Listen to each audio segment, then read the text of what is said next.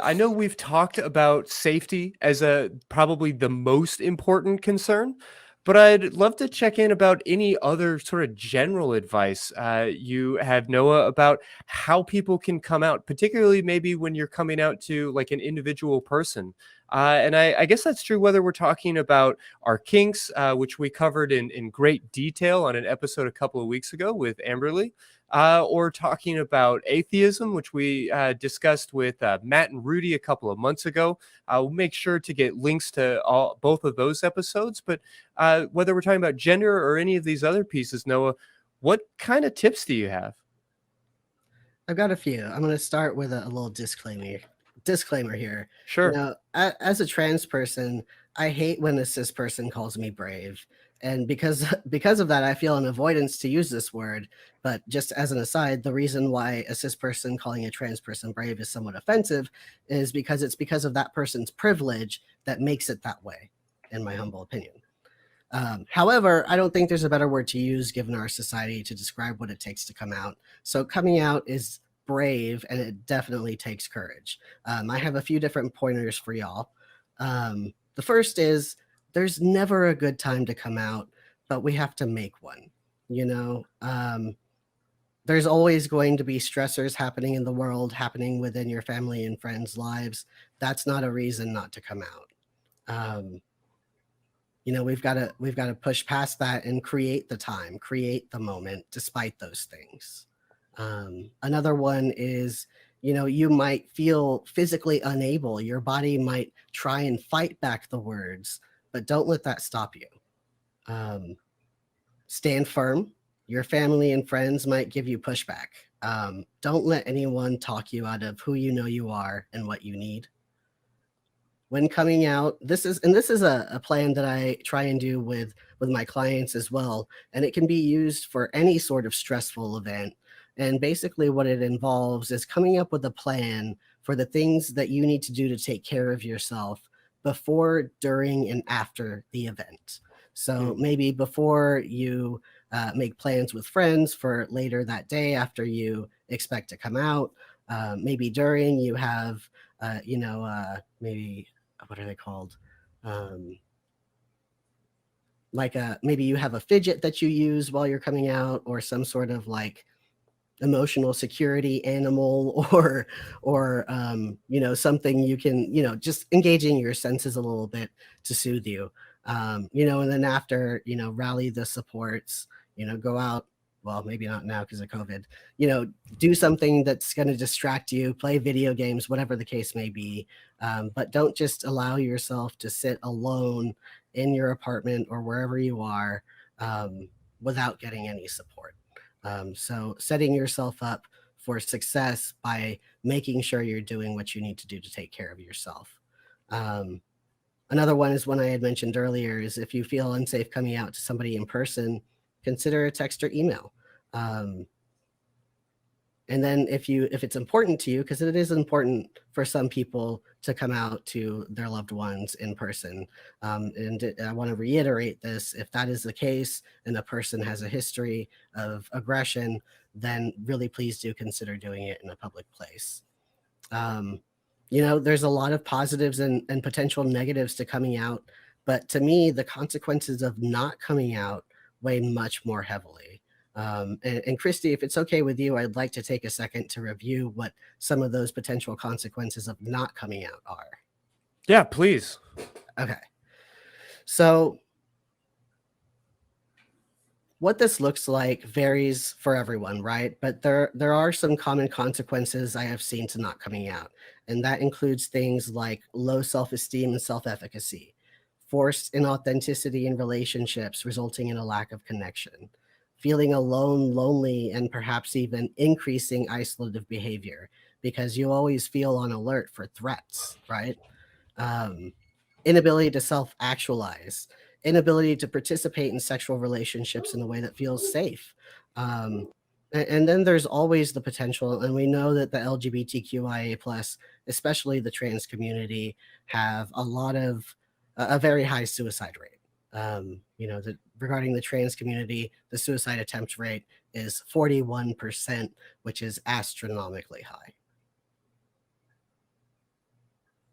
Wow. 41%. Wow. Yeah, it's worth pointing out, just anecdotally, that my experiences in working in suicide prevention, even though trans folks make up maybe 1 to 2% of the population, kind of depending on how you measure it or where you look, that they were just everywhere in the work that I did during that. I really cannot stress this enough. It feels like one of those statistics or one of those ideas that we frequently see but that we become really numb to. And I just would really love to leave the audience tonight with a awareness of how widespread and significant this problem is. Absolutely. Yeah, and if I could add another anecdote to your anecdote, because as we all know, the plural of anecdotes is evidence, right? Not. That's a joke, folks. But no, but when I was working the helpline for recovering from religion, there were so many calls and chats that we would get that were from queer youth that just had nowhere else to turn to and no one better to ask. And like you say, we represent on the spectrum of humanity such a small percentage, yet the amount of traffic that we generate on the helpline is, I would say maybe a third Hmm. of the chats we got was someone struggling with something to do with being on the LGBTQIA spectrum. Yeah, no Mass doubt. overrepresentation. Yeah, and I feel like this narrative has died out, but it's worth acknowledging that for so long, statistics like that around suicide or some of these other concerns have been quoted as proof positive that being gay is bad for you, that being trans, that choosing to be trans is bad for you, or proof that it's a miserable lifestyle, or these different things. And I think that that narrative, as much as it's maybe disappeared from like the TV shows that we watch and maybe the widespread narrative, still exists in a lot of people's minds, completely ignoring the trauma that is caused by folks that exist outside of the conventions that they're supposed to. And I hope that our audience tonight can recognize the microaggressions and the pressure and the strain that they may experience as out atheists, and imagine that as just a piece of what is so often experienced by so much of the queer community. I had a client tell me once, Christy, and I think this about sums up my response to that narrative. A client once told me, "I don't fear being trans. I fear the effects of being trans." Yeah, well put. Or to put it another way, being an asshole to trans people is far more harmful than being a trans person. Yeah. Right. Yeah, and there are just way more assholes than I think a lot of us realize. We might think it while we're driving, but the truth is, these are still widespread issues. For all of the gains that we have made, you only have to look at the bills that are being pressed through your local state legislature to know that there is so much more work to be done. And part of that work, I think, is in being visible. I don't feel like anybody listening to this, again, is obligated, especially at the expense of their own safety, to be the tip of the spear. But it's worth recognizing that outside of the experience of coming out to your partner or to your like immediate family, that being out, whether it's as an atheist or any of these other identities that we're talking about in the workplace or with your broader family or with your peers, is incredibly important. Noah, do you have any particular tips on how to come out in that kind of more broad way for like people that you work with or people that are maybe outside of like your personal life?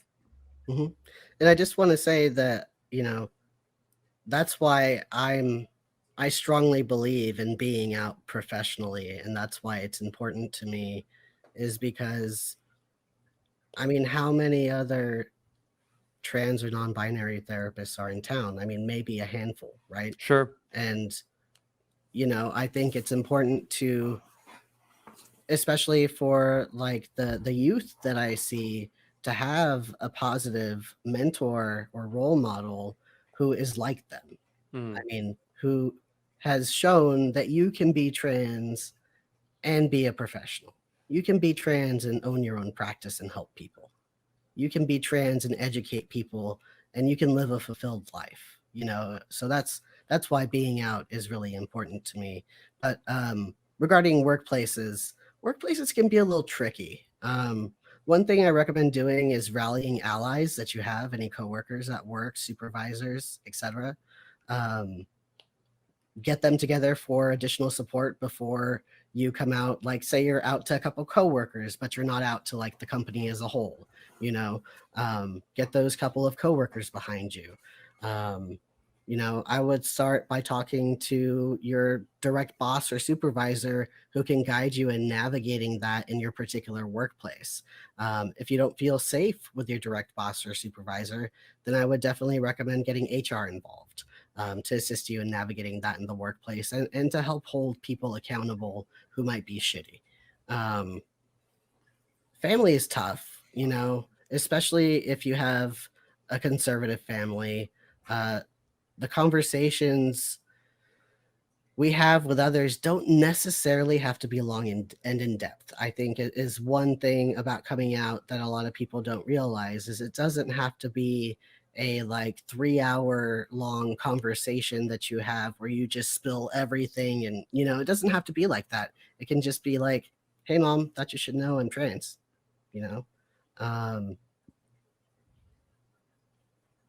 And I want our listeners to keep in mind too, and I think Nate, you talked about this a little bit earlier. If we're coming from a more conservative family, sometimes we have to give our family space to process and grieve. I know it sounds a little silly, but I want to remind people when this happens, that doesn't mean anything about you, but rather it's their grief surrounding their preconceived ideas of who they wanted you to be. Mm-hmm. Good point. Good point. It's really important to keep that in mind. Your family has their own separate journey from yours. At times it'll intersect, but it's important to conceptualize them as separate. I would encourage your family to seek their own support through therapy or support groups.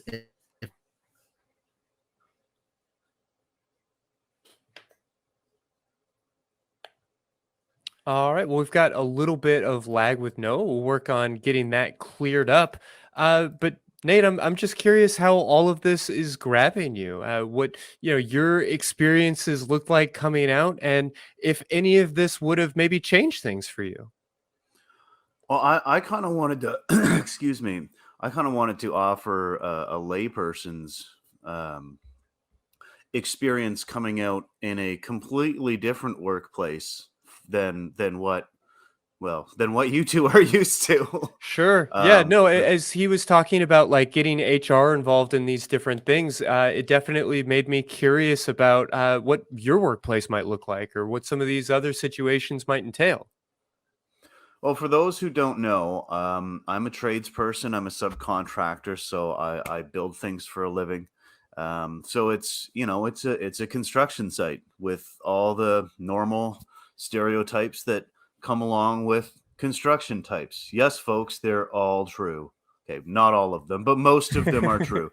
So as an out man myself, I know I've shown my hot pink hard hat on the show before, but I I make an effort to not hide it, but I also make an effort not to go out of my way to tell people. Mm. So when I started this new job with a new company a few months ago, I didn't immediately go in and announce, "Hey, my husband's name is James, and I don't look or sound gay, but hey, look at my hot pink hard hat."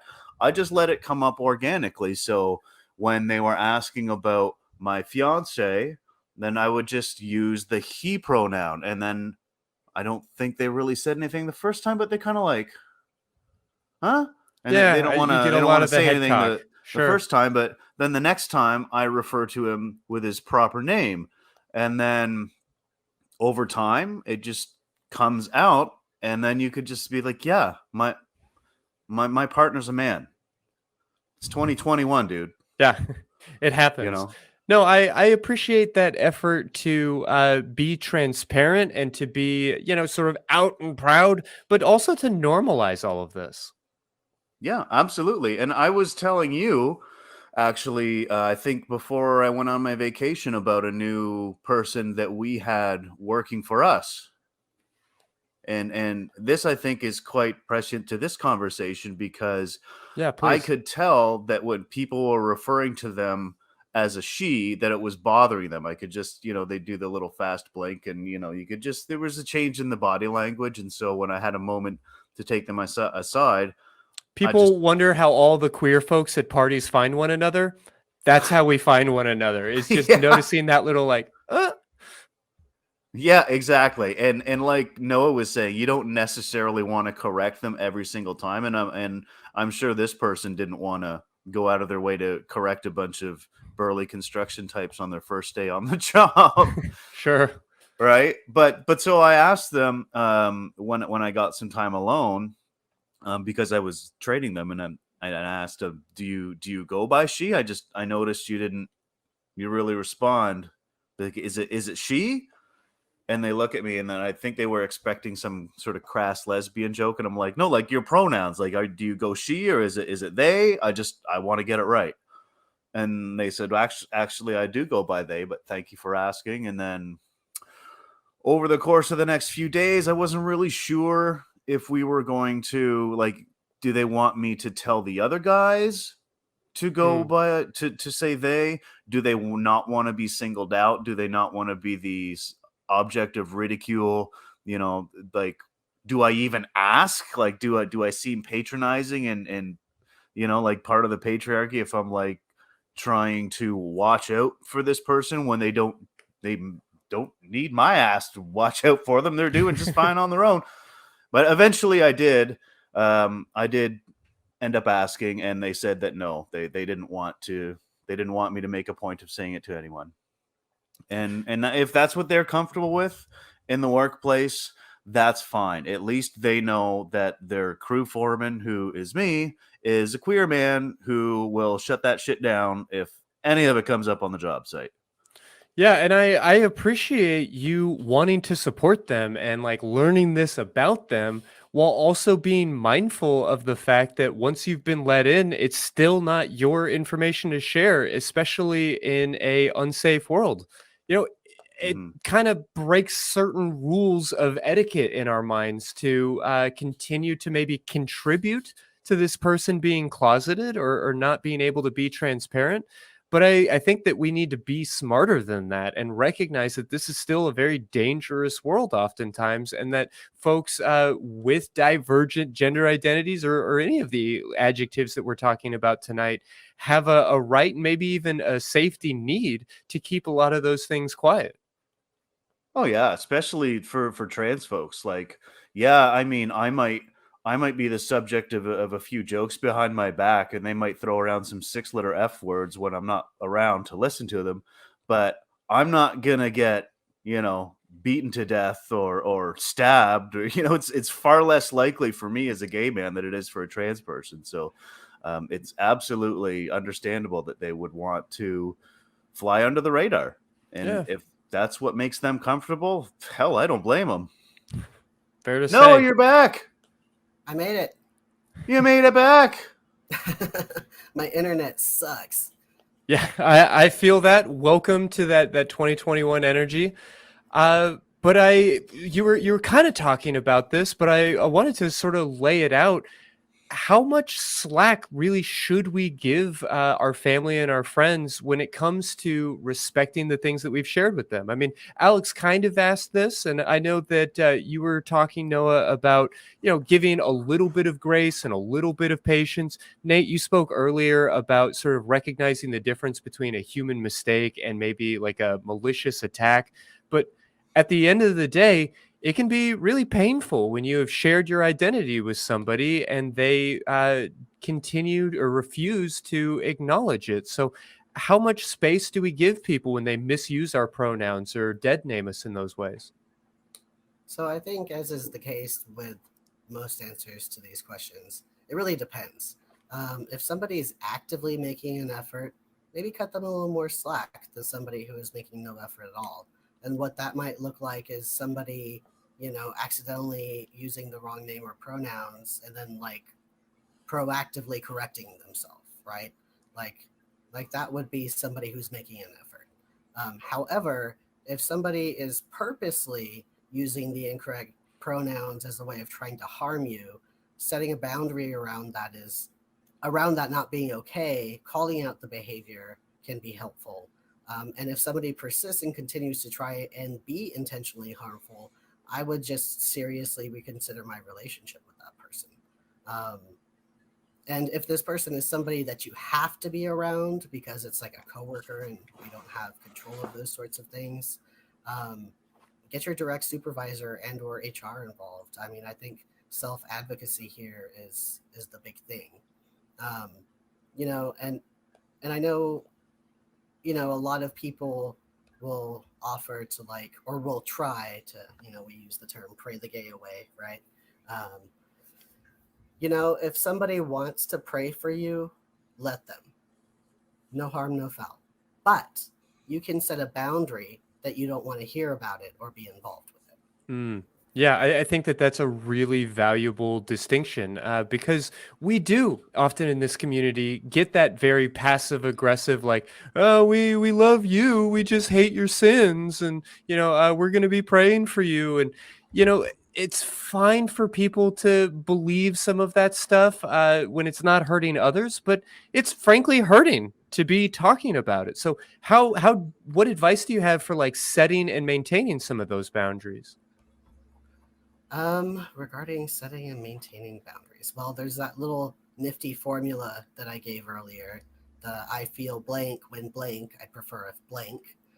Um, and that can often get the conversation going. Be sure to use I statements because when we use wording like you did this to me and I didn't like that, that can come off as accusatory and causes people to get on the defensive. Um, be persistent. If, for example, you are setting a boundary around your name and or pronouns and someone mistakenly misnames or misgenders you, after you've already had this initial conversation, it doesn't have to be a big conversation every time. Yeah. Are there any warning signs that you might highlight for us when those boundaries aren't really in the place that they need to be? I know oftentimes we can say, like, no, it's okay. I don't necessarily want to bother anybody. And we can kind of find ourselves getting pushed and pushed and pushed. How do we prevent that from happening or just notice that it's happening? Well, if we've previously set a boundary and we still aren't getting what we want and need, then it may be helpful to consider being more specific in future conversations.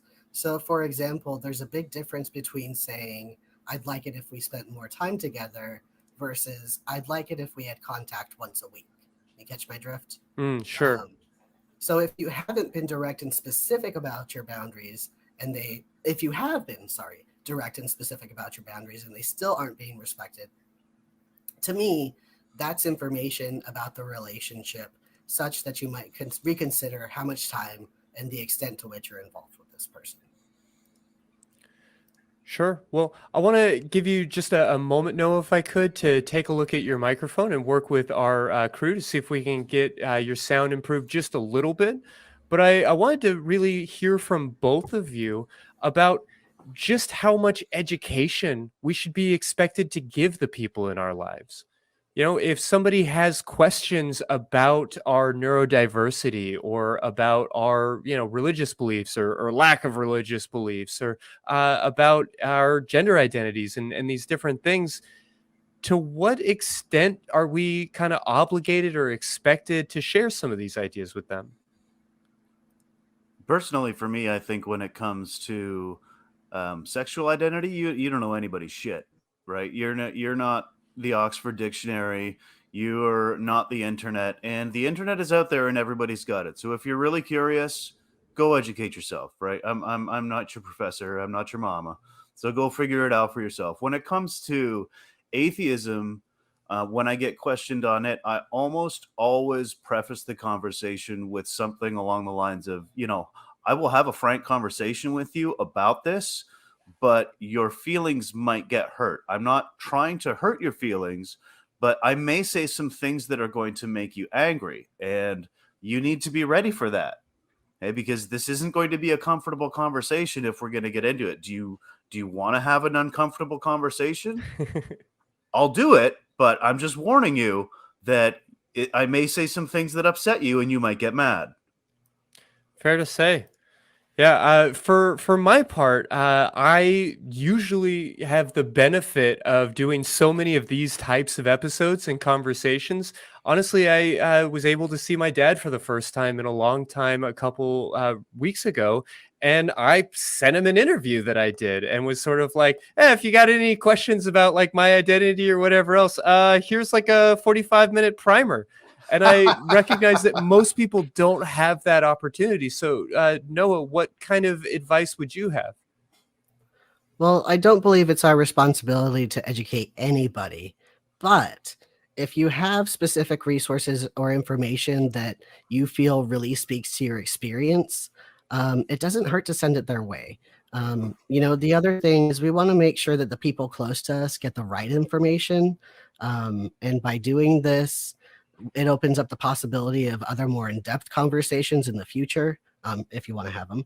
But as I previously said, there's a lot of misinformation on the internet, especially a lot of like conservative, um, you know, religious thoughts and ideas about what it means to be LGBTQIA plus. And so pointing your family and friends in the right direction where you've read through something, it speaks to you, you feel like it helps describe your experience to them, then definitely share it. Mhm.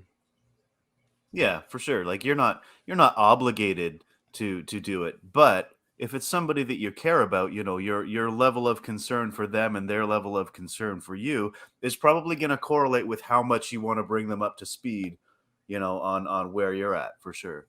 Right. I Yeah. think that's Well, and a nuance to this conversation that I don't know we need to get too deeply into, but it's worth pointing out that regardless of what adjectives we're using, atheist, autistic, bi, trans, whatever it might be in reference to, that those labels only go so far in actually describing us. So, to a certain extent, a lot of these conversations can be an opportunity to not just provide sort of general information about what it means to be non binary or any of these different things, but instead can be an opportunity to express who we are to that individual and to talk about our kind of personal experience. Yeah.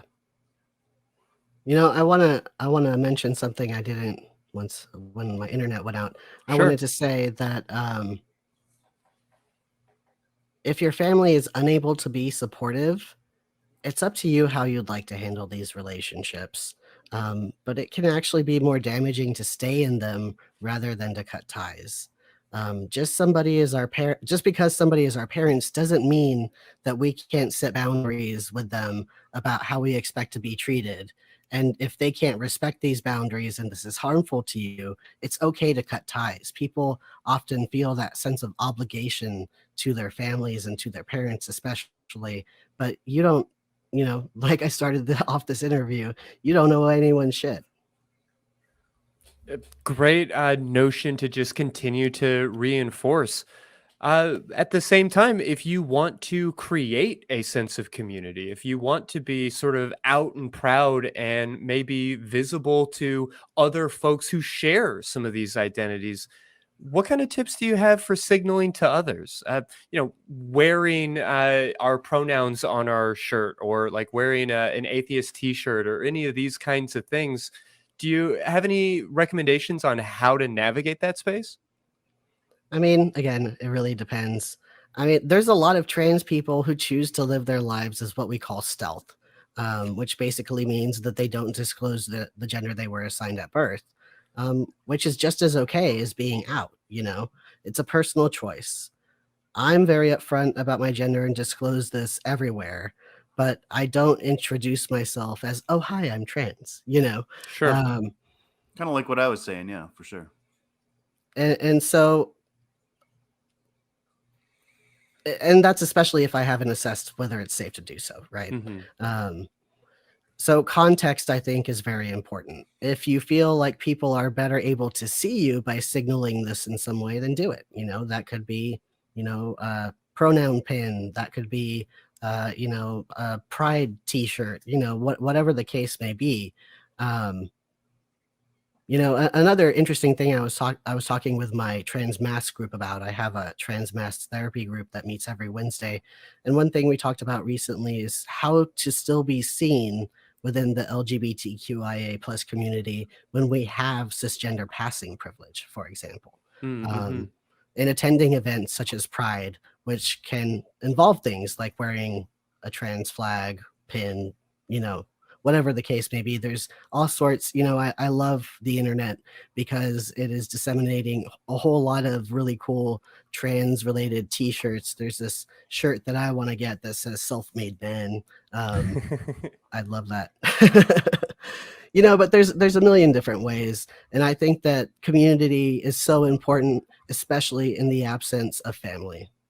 Sure. Yeah, community is important, and I'll say that since making the decision to, grow my hair out and change my name and paint my nails and these different things, that as a able-bodied cis-ish male, I feel largely safe in most spaces, and I carry a lot of privilege, so I have some opportunities that a lot of other people don't, but I've also been incredibly thankful for those opportunities because by painting my nails and these different things, people definitely respond to me differently, and particularly folks from my community make an effort to maybe kind of beeline it towards me when I am at a party.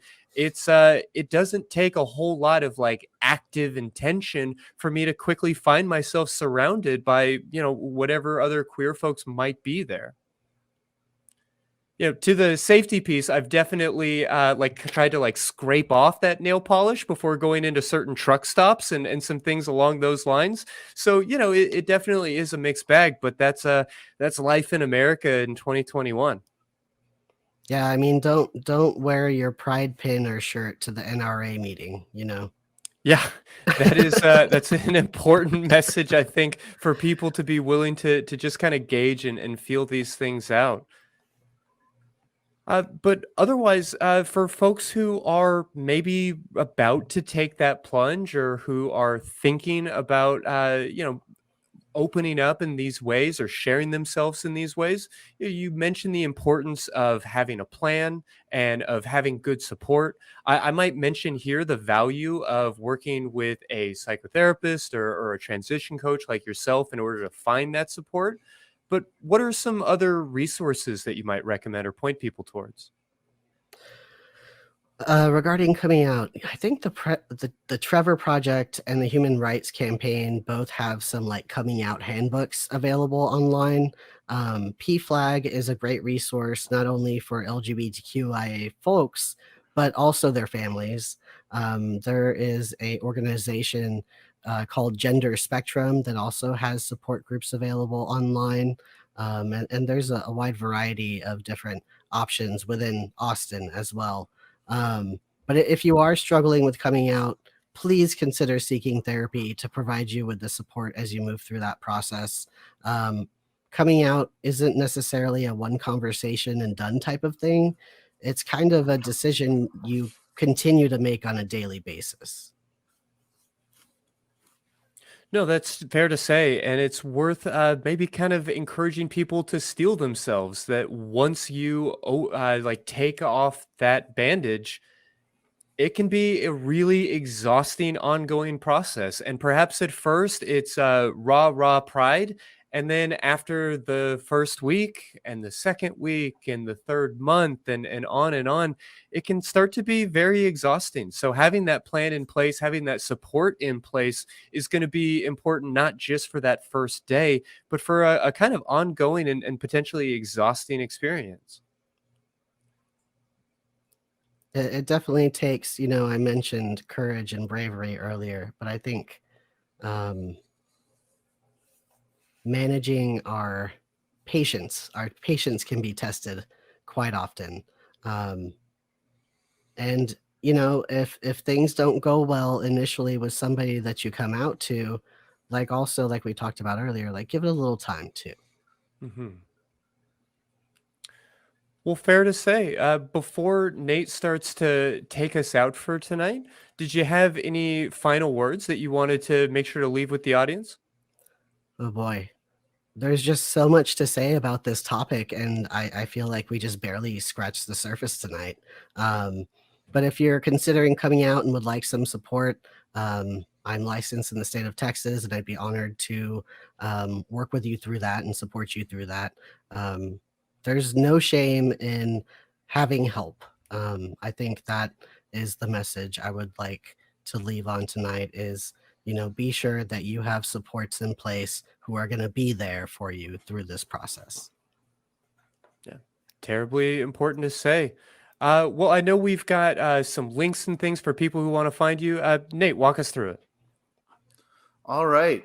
Noah is a psychotherapist and transition coach there in Texas. Look at that handsome mug. Next Quest Counseling, folks. Look him up.